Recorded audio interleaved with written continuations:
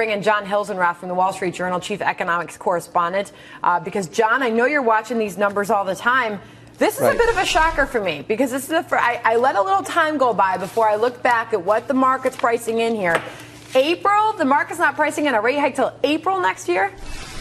Well, that's about right. And Peter is putting his fingers on something that's very important right now. There's a split between the Board of Governors in Washington and regional bank presidents like Jeffrey Lacker. So we've had two board governors this week, Lael Brainerd and Dan Tarullo, both speaking out saying they don't want to do anything this year. And the problem that they see is they just don't believe the predictions that inflation is going to start rising to 2%. It's been below 2% for more than 3 years. And the Fed has models that say it's supposed to start rising because unemployment is falling. But they don't believe in the models, and they want to wait and see if it actually moves up. I mean, I want to bring Mike Murphy in here because I know when I was reading off those probabilities, you were nodding your head saying, yeah, I mean, this is the case.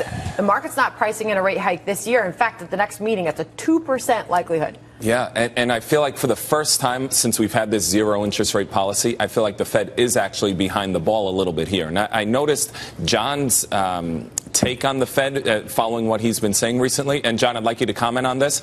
I feel like you've gotten a little bit negative on the Fed. I feel like you're kind of down on what they're doing here. And that, I know that's the way I feel. Are you in the same camp?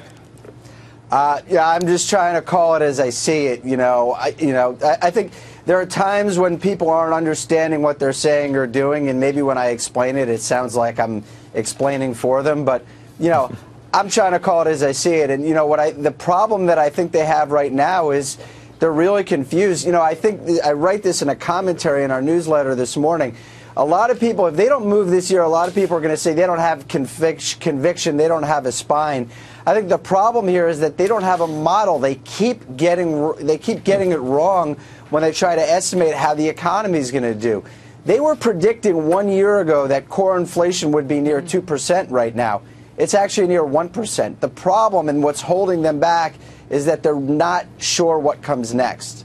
John, hey, John, how does Janet Yellen manage all this? And you get in, you chuckle, you get into it above the fold story in the Wall Street Journal this morning on the front page. But what is she going to do? So, she blacked out at a speech in late September, and I'm starting to understand why. She's got so many different people with different points of view, and she's got to bring them together to a consensus. She's got a real challenge on her hands.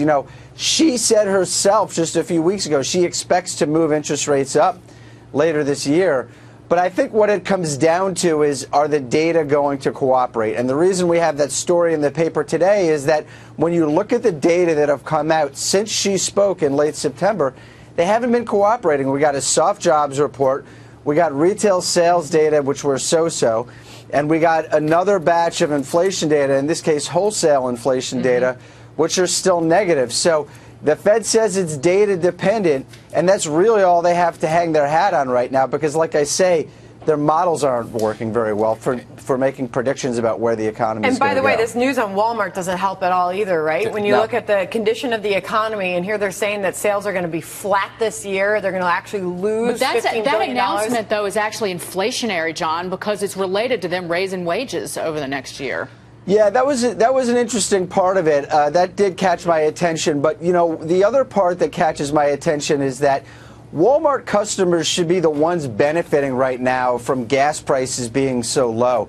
They're the ones with the economists say they have a high propensity to consume. They don't have a lot of savings.